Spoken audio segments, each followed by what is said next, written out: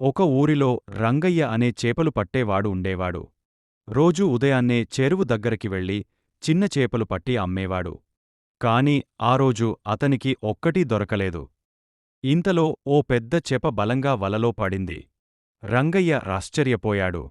అది ఒక్కదానికంటే విరివిగా మెరుస్తూ ఉంది. ఆ చేప మాటాడడం మొదలెట్టింది.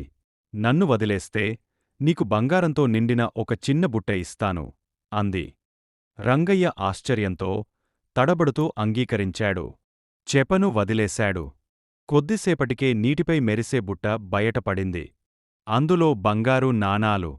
ఆ రోజునుంచి రంగయ్య నిండుగా సంతోషంగా జీవించాడు.